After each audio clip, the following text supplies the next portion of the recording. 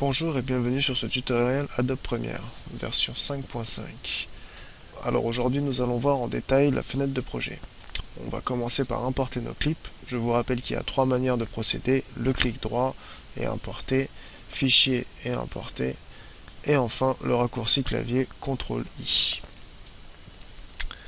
Donc la fenêtre s'ouvre, vous cherchez les clips que vous voulez importer dans votre fenêtre de projet. Alors si vous voulez prendre tous les clips de votre dossier, faites CTRL A et tous vos clips seront sélectionnés. Ensuite, cliquez sur Open ou Ouvrir si vous avez la version française. Donc vous voyez apparaître vos clips dans la fenêtre. Je vous conseille de les renommer de façon à ce que le titre du clip vous rappelle le contenu. Cela vous évitera de relire une par une les vidéos à chaque fois pour retrouver une scène que vous voulez mettre dans le montage. Ça vous fera gagner pas mal de temps. Donc vous faites défiler votre scène. Vous cliquez une fois sur le titre, comme je le fais, et vous le nommez par rapport à ce qui se passe dans la scène, ou par rapport à la manière dont c'est filmé, si c'est un panoramique, s'il y a un flou, s'il y a un travelling, enfin quelque chose qui vous mette bien dans la tête la scène de ce clip. Bien, maintenant voyons comment se présente notre fenêtre de projet.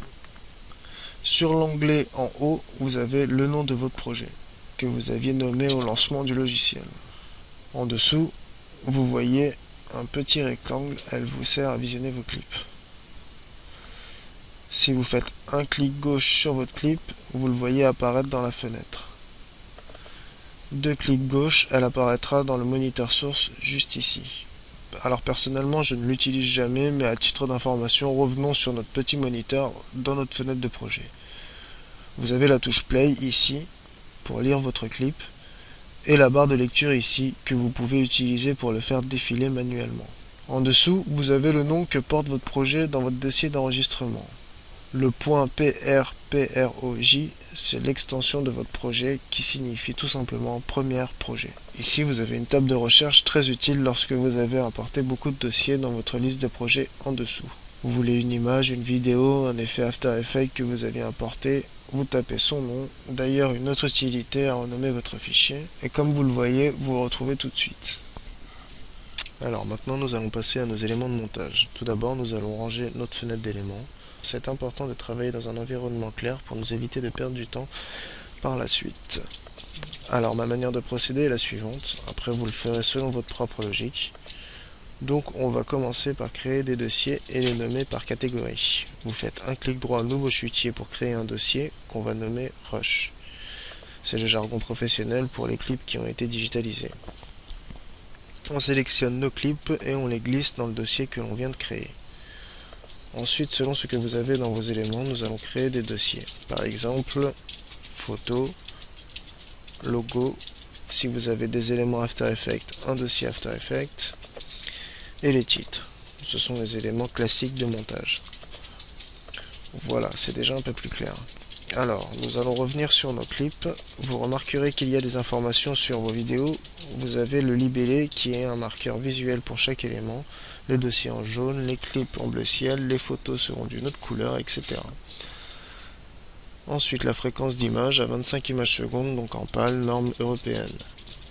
Ici, c'est le début et la fin de votre média, avec comme point de repère votre timecode. Le timecode est un code d'enregistrement en minutes, secondes et centièmes de seconde.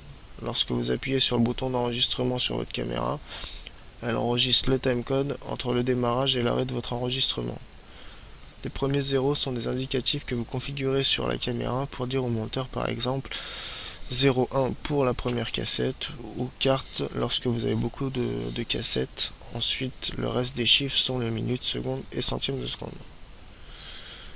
Durée du média, c'est le temps de vos clips. Alors en jaune ici vous avez les points in et out que vous avez mis sur votre clip.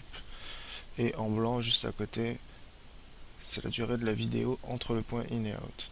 Donc en fait, si je prends ce clip par exemple, et que je lui applique mon point d'entrée ici, vous voyez que les valeurs ici ont changé au point d'entrée. je veux que mon clip se finisse ici. Là vous verrez que les valeurs vont encore changer au point de sortie. Hop. Donc là, en fait, à l'entrée, par rapport aux valeurs du timecode, on sait qu'on est à 12,42 et en sortie 12,46. Donc dans la durée vidéo, ici en blanc, vous aurez le temps entre le point d'entrée vidéo et le point de sortie vidéo. Voilà. Là, c'est les infos audio. Dans description et remarques, vous pouvez écrire un petit mémo sur le clip pour l'insérer dans le montage après. Ici, vous avez deux états possibles, le online et le offline. Le online vous dit que c'est OK, vous pouvez lire le clip sur le moniteur. Et le offline veut dire qu'il n'y arrive pas. Cela arrive souvent lorsque vous n'avez plus la vidéo en question sur votre disque dur ou lorsque vous déplacez les fichiers de votre ordinateur. Par exemple, il vous prend un jour l'envie de mettre un peu d'ordre dans votre ordinateur, vous créez des dossiers et sous-dossiers pour mettre vos vidéos, etc. Et vous déplacez les vidéos dans vos projets Premiere. Et bien lorsque vous allez réouvrir Premiere pour continuer le montage, celui-ci n'arrivera pas à trouver les vidéos que vous avez déplacées car vous aurez bougé l'emplacement de son dernier enregistrement. Rassurez-vous, Premiere vous demandera où est-ce que vous avez mis les clips en offline, mais ce sera à vous de savoir où vous l'avez rangé. Et ici, vous pouvez cocher les clips dont vous êtes sûr de mettre dans votre montage. Vous avez aussi la possibilité de déplacer la barre d'hélice des détails, donc de droite à gauche, par rapport à l'importance que vous lui accordez. Donc par exemple, si vous voulez mettre vos descriptions ou vos commentaires en premier pour mieux les voir, vous pouvez les mettre tout au début, hop. Comme ça, quand vous raccourcissez votre fenêtre, vous avez tout de suite vos petites descriptions pour vous repérer au montage. Donc vous pouvez faire ça pour toutes les listes. Voilà pour les clips. Il ne reste plus qu'à voir les icônes en dessous. Cette icône vous permet de changer votre environnement en grande icône. Donc si vous cliquez deux fois sur une icône, vous verrez les premières images de vos clips avec le son juste en dessous en vert gris.